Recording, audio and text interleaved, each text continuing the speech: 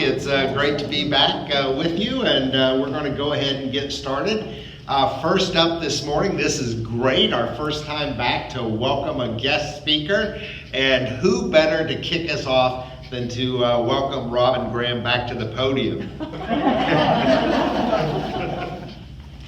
Chris? It's a combo presentation. Exactly right, there you go. Your seatbelt. Okay. Yeah, y'all, this will be a short ride, really. The four of us are... Hi. We're going to talk trash.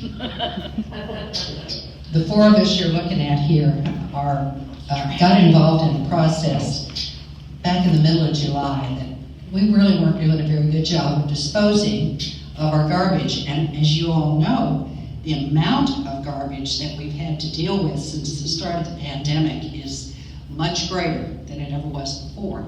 So it's more important than ever for those of us who live here to think about their neighbors and think about what they're doing as it relates to the garbage. So we got busy, this foursome, and we came up with some things. First of all,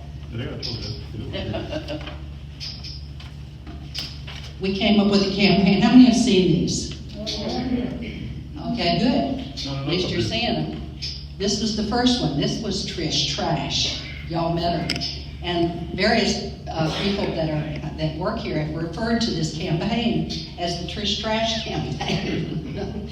Anyway, suggesting that the most important thing you can do is tie your garbage properly. The main thing was to raise awareness. Here was the second week. Yeah. Yep. Don't make a mess. That was a real bag that I saw down in the trash room. And this is Trish's cousin, Tommy. And he's what you'll see this week posted in the trash rooms. Hopefully by the time we're done, everybody will have the message. I guess that's all I want. One more week of that. And we've also, at the same time, been running articles in the Oaks. We thought we'd also help you to understand what we're talking about when we say to put your bottle in a bag, and that's because glass is very heavy, and when it goes down the chute it picks up speed and comes down crashing down.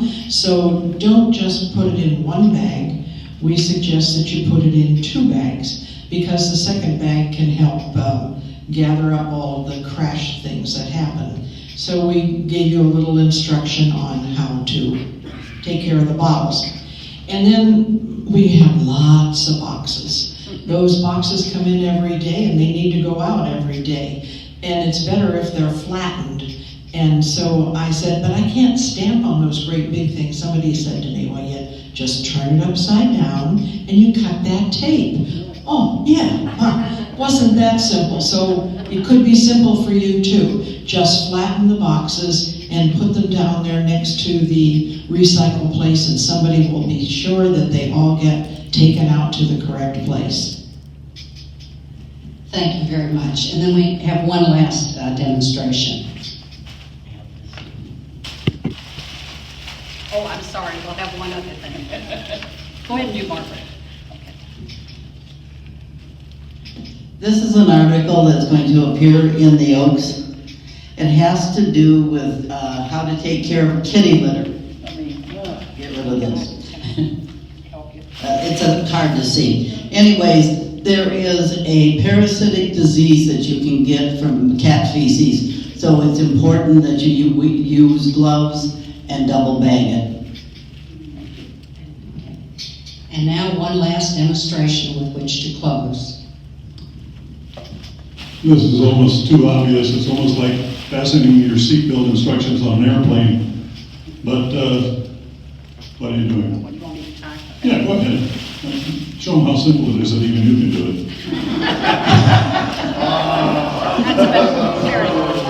Okay, this is your garbage. These are the ties on your garbage, whether it's a Publix bag or anything. You've got some kind of something you can tie. Tie it. Are you done? No. No. We're preaching to the choir. Hopefully somebody out there in TV land will say, oh, really? No, you're not done. There's one more tie that you need to do. Now, down the chute, doesn't fall apart, everything's great. And Brant, thank you for your time. Thank you all for your cooperation. All right, well, thank you. That was a great way to kick off Tuesday talk.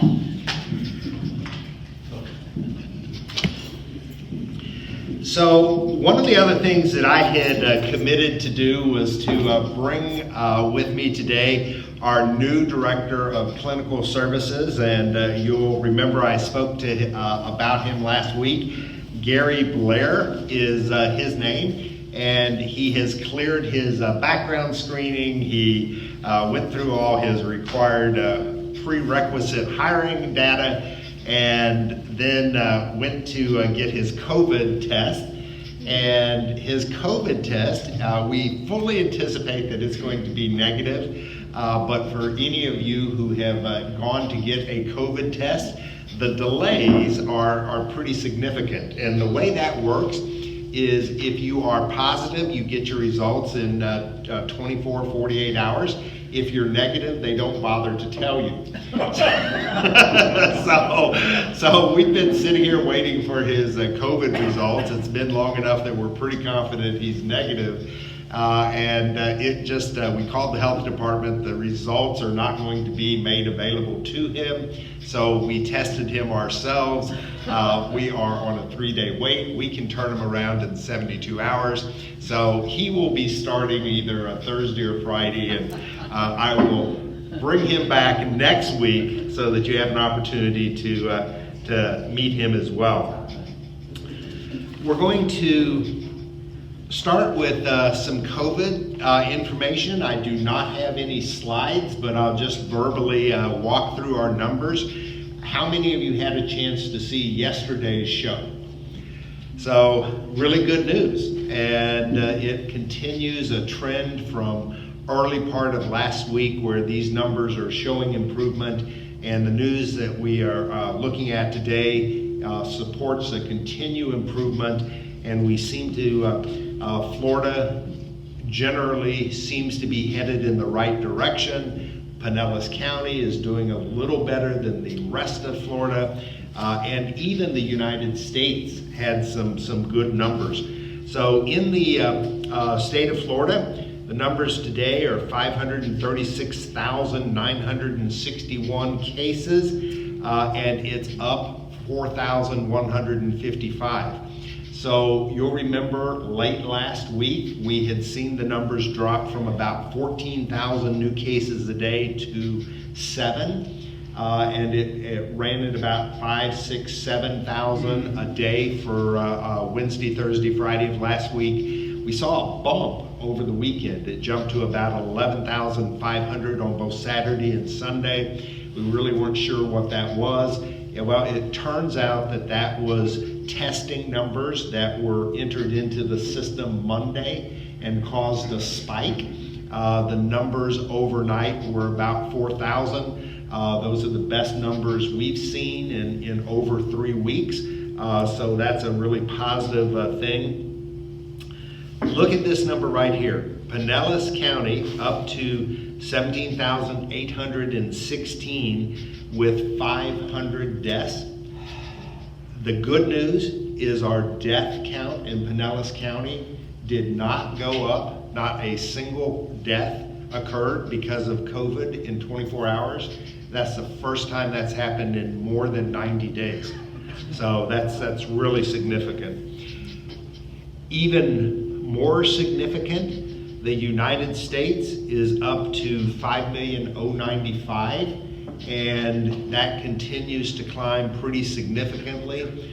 For the first time since the very early onset of the disease, there were no deaths in the United States yesterday related to COVID. That is really, really significant. We are in day 66 of phase 2. Our testing, we track the testing for the first time in 30 days. The infection rate was at 10.34%. It fell 0.2 percentage point. That's the first time we've seen a reduction since June 17th. So that's positive as well. And the hospitalization rate is at the lowest point since the second week of June. So there are just, as you look out there, there are a bunch of really good indicators that are showing that it looks like we are getting a handle on COVID a second time, and that there are lessons learned, hopefully for all of us as we go through this a second time. And that lesson from my perspective is we're going to be careful, we're going to be slow, but we are going to start to move forward. And so a couple of things that I wanted to talk about is yesterday we had Jill Sorensen, our Senior Vice President, and Mary Mackey, our Operational VP, on campus. It was the first time that LCS has been on our campus since March. And you know, as you think about, Jill and I were talking, and she said, you know, it really says an awful lot about our company that Chris Bird made the decision that if we're locking down our communities and not allowing our residents to see their friends and family, then we're going to do the same thing. We're not going to send our LCS associates out into the communities if we're not opening it up to our friends and families. So there are two messages there. And the first message is, wow, that's a great culture and something that is really, I think, special because it's aligned with what we're trying to do with the community. And then the second message is, if they're sending the VPs out into the field, we must be getting close to being able to lift restrictions, right? So all this is good news. What can you do to help?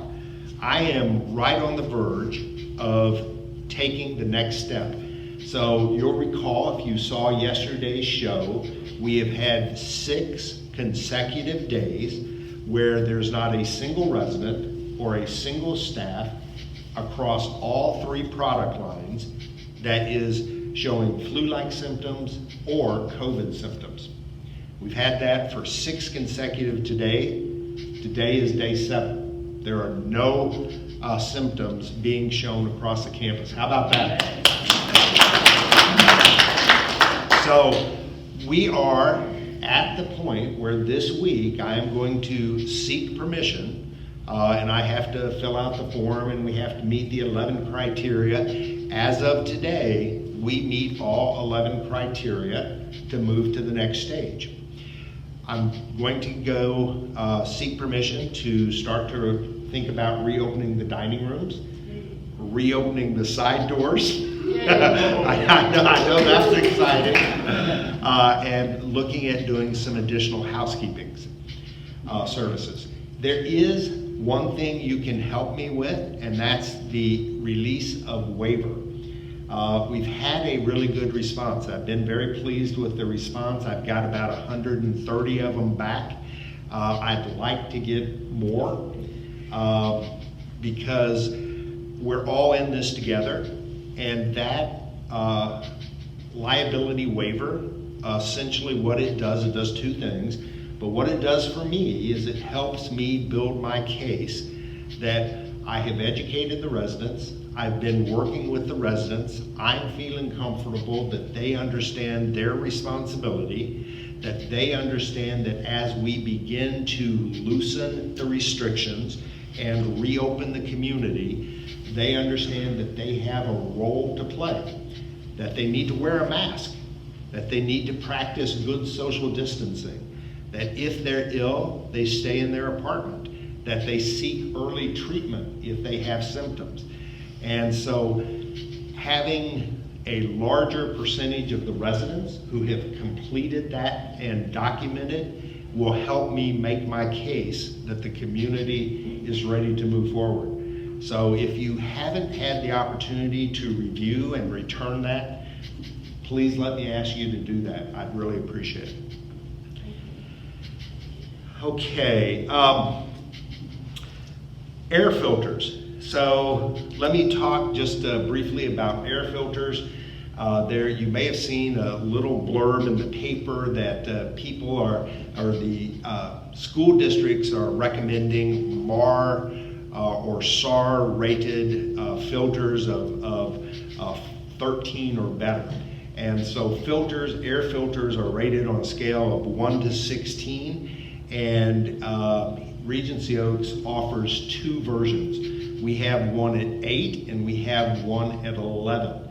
We believe that the 11 is adequate for what we need to do. It's a HEPA filter. It's a higher level filter that supposedly will catch more airborne pathogens and provide for a cleaner air. Remember that the air in your apartment is only in your apartment. It's not like a school or like our common areas here, where the air you breathe in one wing is the same air you breathe in another wing. We run a higher filtration system on our common air, but not in your apartment, because your apartment air is your apartment air. We do not share circulation in the apartments. So we do not believe that you need a higher SAR rated air filter. So you have a choice. You can use an 8 or an 11, and we will put in whichever one you prefer. There are pros and cons to each one. The lower SAR rated, the 8, allows for better airflow. And so the higher the number, the greater the SAR level. And so if you put the 11 in over the 8, it causes a reduction in airflow and you're not able to sustain temperatures. If you have an apartment that is facing south and your windows are not tinted and you're running an 11 SAR filter, it's going to be very difficult to maintain your temperature. That's the trade-off. Better airflow, less airflow, but higher SAR rating. My personal opinion is a SAR rating of 8 is more than adequate for what we're trying to do. And you cannot argue with the fact that the higher the SAR rating, the denser the material and the less airflow. And so yes, it allows fewer particulates to get through the air. But here's what we know about COVID that is different than the flu. It's the size of the droplets. The flu droplets a flu droplet is pretty large. It's not going to go through an 8 or higher. The COVID droplet is microscopic. It's not going to be stopped by an 8, an 11, a 13, or a 16. Because it's a different form of transmission. So I just wanted to give you that update, and we can come back and if there are questions, we'll be happy to take that as well.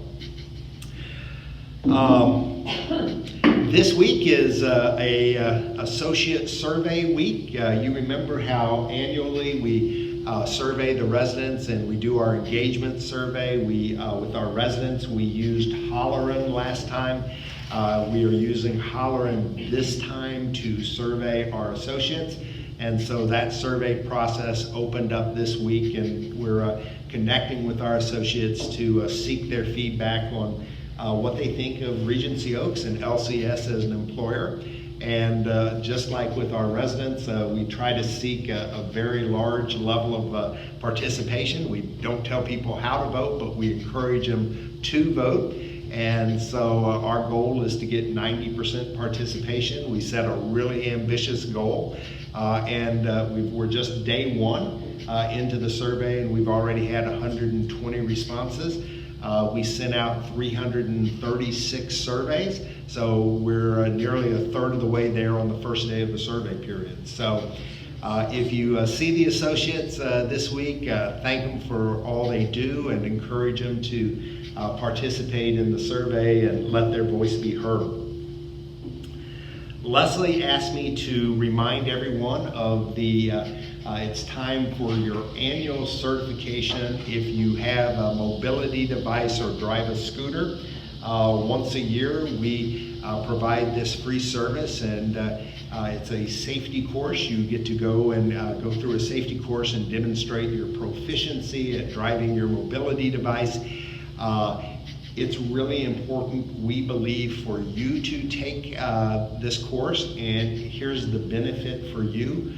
Not only will you maybe learn something, and it may make you a better driver, but the other thing that it does is if there is ever an accident where you accidentally hit another resident or knock another resident down and they fall and have a hip fracture, the fact that you have attended a safe driving course will help you in defense of any litigation that might arise out of your operation of a mobility device. So we strongly encourage every resident who uses one to come and have the course. If you're interested, you can sign up with Leslie. I know she has 4 scheduled for today, and so once a year we do this, and I think you even get a little certificate. Has anyone been through the course? I haven't seen a certificate, Okay. however, I've been through the course. Okay, so if you'd like to do that, we're now offering that. A change that you will see in both buildings, one of the residents brought to our attention that a third-party home health provider would doff and don. That's a new term for me, but what it means is they put on their bonnet, their gloves, their mask, their face shield, their little robe, their booties. It's a complete PPE outfit. They would go in and take care of a resident. As soon as they would come out of the residency, they were going down the hall to the laundry room, and they were taking all of their PPE off, wadding it up in a ball and throwing it in a trash can. And so that's not the best practice. And so we have set red trash cans in the laundry areas of both first floors to accommodate proper and safe disposal of doff and donning. So if you see a red trash can, stay away from it. don't try to recycle. Okay. The new generator for the north building, the install is occurring today, and you've seen them out there already operating. The paint is well underway. If you want to see the first application, just we had them do a test section to make sure we liked it. It's just to the right of Lou Weislogle's apartment, so it's on the P wing, very first apartment set. All the way to the right is the new color, and you can see it contrasted against the older gray color, and I think I really like the color. It has a little less green to it, and it seems, I think it's going to lighten the buildings even further. It's happier. There we go. So please go take a look. Just a couple of real quick follow-up maintenance items that I wanted to update you on. P-wing roof repairs. Found out last week that we've had some P-wing roof issues that just never have gotten resolved. We had a contractor come out this week. They've given us a quote. We are just literally, we've repaired it a number of times. The repairs are not holding. We're just going to rip off that whole section of roof and replace it. So we're trying to get that scheduled. I made a note. I have no idea what that was. Pool lift. A couple of updates on the pool lift. The pool lift is not working except for in the manual mode, and the reason for that is not the batteries. The 2 batteries are working fine. We have a system set up where we can take out one battery, put in another battery while the other is charging. But during the whole renovation process, the remote control cord that runs the device somehow got cut, and so it's the cord that is the problem. That's why it works manually but not electronically. We've ordered a cord replacement. That should be here this week. And then just a reminder, hot tubs here and across the state are still not allowed to open. That's the governor and CDC. So you can get in our hot tub because we have the temperature set at the same temp as the pool, but you cannot yet turn on the hot tub. All right, Tiffany, I'm going to turn it over to you. Good morning, how's everyone? Great. I wanted to remind everyone, if you were already attending, that we have kicked off our wine club as well as beer club. Beer club is today at 2 p.m. in the town hall. Ricky's very excited for everyone to come. As well as tomorrow is Wine Down Wednesday. We will have a saxophonist. We also, it's not just wine, it'll be wine, beer, water, and soda. So however you want to partake, you can come down to the breezeway, take your beverage, and then if you want to enjoy the entertainment in the alfresco dining, you will be able to hear it anywhere. So we are asking if you could just come down and relax with us. It's 5 to 6 p.m. Also, I wanted to give you some details regarding what we're calling Viva La Mexico. Essentially what it is, years ago, my predecessor, Martha and Grant, they came up with an idea. We used to do it in the dining room. It was more of like an RO experience. We would go through different countries. The directors would dress up. I'm not sure if anyone remembers that, but we're essentially trying to take our monthly cocktail party and do it in the safest way possible.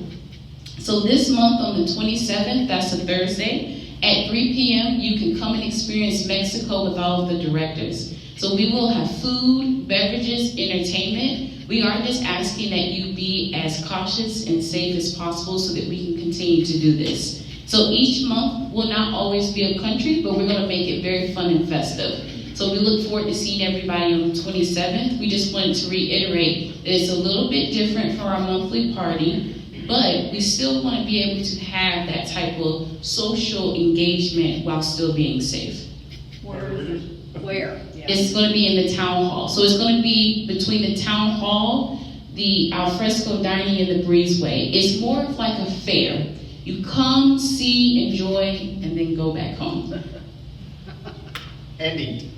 And eat. Yeah, Yes, that's the most important. Yes, Ricky is going to do a wide spread, so please, just come eat.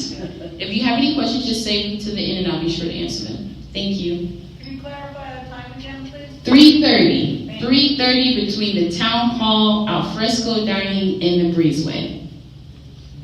Thank you. Okay, thank you. You're welcome. Trajan.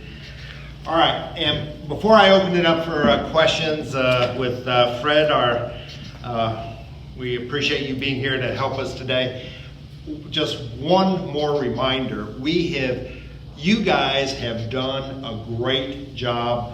I look out there, I see everyone in mask, I walk the corridors, I see you in mask, you're practicing good social distancing. We haven't had issues with people in waiting in lines for food. The drop and goes are working well.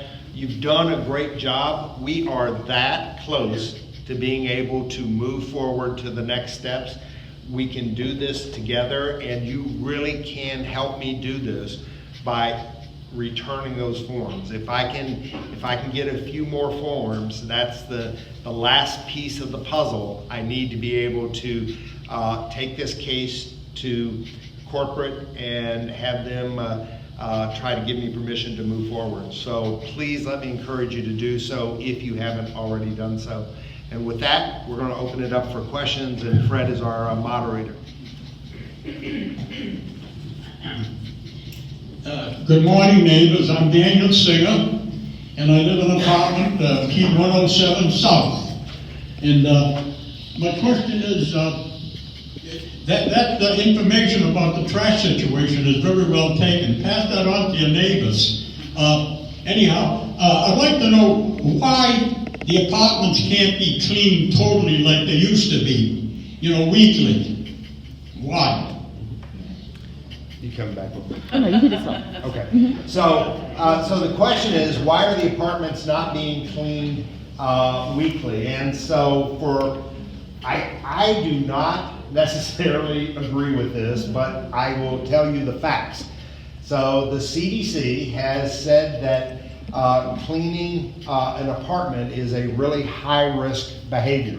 And it is regular apartment cleaning is not slated to return until phase 3. We are in phase 2 and we are in section 3 of 12. So we are a number of sections away from being able to return to full housekeeping. The CDC's thinking on that is twofold. If we're together in a common area, we're spread out.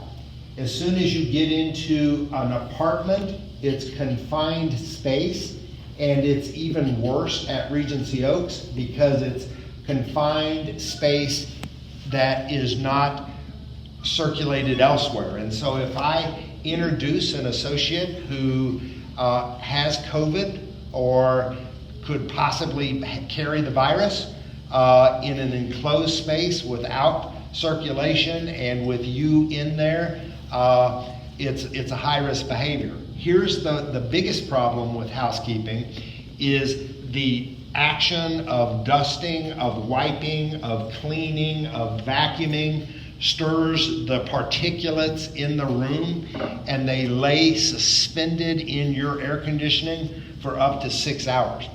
And so what the CDC says is that you must limit the exposure, and having not been able to do that, you must then limit the time. And so it's time limited and exposure limited. And I know people are anxious to get housekeeping back. That's probably, in order: dining, doors, housekeeping. And we are, I've got to go back, we are close, so close to getting all of those approved.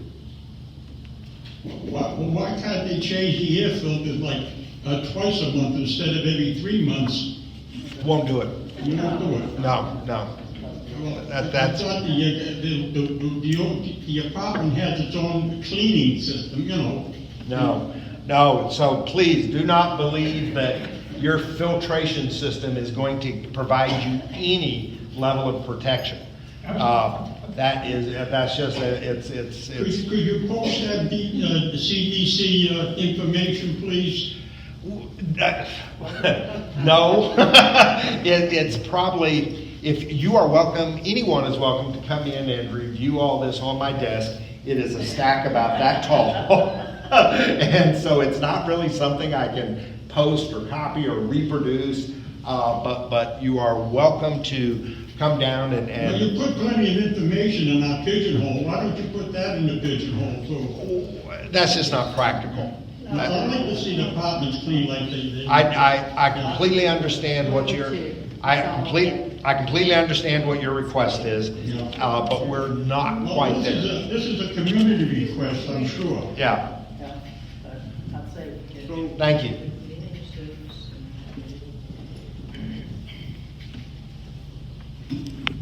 I understand all of the rationale that we just talked about. However, the kitchen and bathroom floors could sure use to be cleaned every other week, because I can clean a sink, but I can't clean the floor because of my back. Would that be possible? It is not. Well, because like today, they're gonna clean my shower. There would be plenty of time for them to do the bathroom and the kitchen floor. So I completely appreciate what you're saying. I can also share with you, and you've heard me say this before, we are already providing services well beyond, housekeeping services well beyond what LCS and CDC allows. And so we're way out in front of the curve. If the CDC right now, the CDC restrictions and recommendations is no housekeeping services. We aren't even supposed to be in your apartment. It's supposed to be just like work orders. So I've pushed as far as I can possibly go and am not able to do more. And so I completely understand that you have a desire to see more, but it's just not going to happen in the immediate future. We will see the side doors unlocked, we'll see dining return before we see housekeeping services come back, because it's just that high risk of behavior.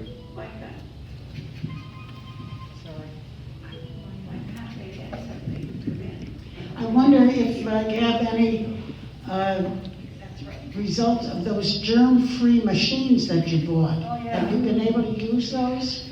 So we have, the question is, have we been able to use one of the ultraviolet machines? And we have tested the ultraviolet machines, but not in a person's apartment or unit. So, but we've gone to a vacant apartment and had experimented with it, and so we are now ready to move forward on a as needed basis.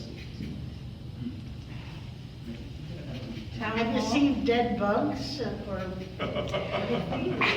No, we haven't seen, I think all of us sort of, think they're creepy crawly things in the walls and that if you kill them, they'll come out. That we've not seen much evidence of that. You walk into an apartment that's been treated, it looks very much like it did before the treatment. There is an odor, a slight odor associated with it, and that seems to dissipate in 24 hours. And we're not quite sure what the odor is. They, in our training, said that there would be a slight odor. It's not an unpleasant odor, but that seems to be the only visible sign that you've had any kind of treatment. Have you heard anything about the town hall? So, great question. So, last Thursday was the board meeting for Health Peak, and the town hall was on the agenda, and it got pushed. Here's the perspective that we need to have when we think about the town hall. For those of us at Regency Oaks, it's right at the top of our agenda. For those individuals at Health Peak, it's about number 160 on their agenda. And so they had a full day of meetings, and the bottom quarter of the agenda did not occur. But we heard back Ted Macbeth, who is our Senior Development Officer, heard back from Health Peak, and they have committed to get back to it this week. So I am not seeing any signs that there is an obstacle or a slowdown or a delay or a problem. I fully expect that that's going to be executed this week. The development contract is ready to go. The contract with the general contractor is filled in and ready to be signed. So I'm anticipating that we're moving forward, but did Health Peak give us that go, no-go decision last week? No. Should happen this week.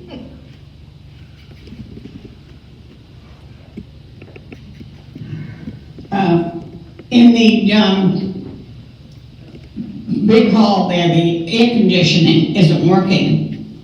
Do you know anything about, can you elaborate on that? Where is that? Where the piano is on the side. We've been using that room, and it's very hot. I guess the temperature was 78 and isn't working. If anyone have any updates, I have. I know they were working. There was a man yesterday. They said they were waiting for a part, but God knows how long it's going to take. Who's here yesterday? So evidently, from what I've heard from Lauren and Tiffany, is they did look at it yesterday. They are waiting for a part. Airstrom is pretty good with parts, so hopefully you'll see that fixed today or tomorrow. Today or tomorrow? I would think so. Activity room south also. What? Were they looking at that? I don't know. I think they were here. You throw the breaker and you wait 5 minutes and throw it back on and it works. All right. What else? Like it was- Yeah. thanks for protecting us. You're welcome. You're doing a great job. Thank you. There's one area that you're weak in, and that's when I moved in here, they promised me Wi-Fi.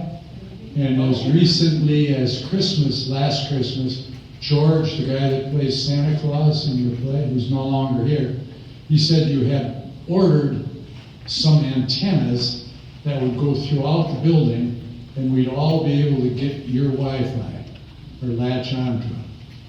And every time I see George, every time I did see him, he said they're still coming. Okay, well, so unfortunately, none of that is true.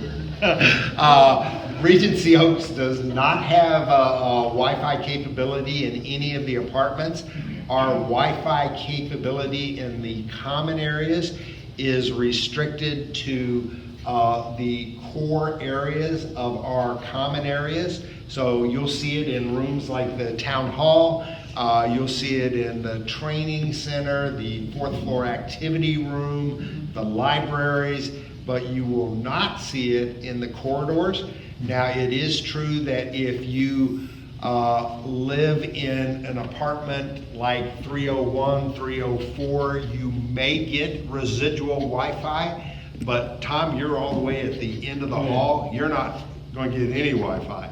And so there is not Wi-Fi at Regency Oaks. It is one of our initiatives for 2020, 2021. And we do have a subcommittee that is looking at all of our tech infrastructure, phones, Wi-Fi, cable TV, high-speed internet, but currently that is not available. But it is in the works. No, that's a step too far. We have a committee that is actively looking at options, and we don't know what options are going to be available. But we are looking at it. I can commit to that. Okay. Any last questions? All right, thank you so much. I appreciate you coming out.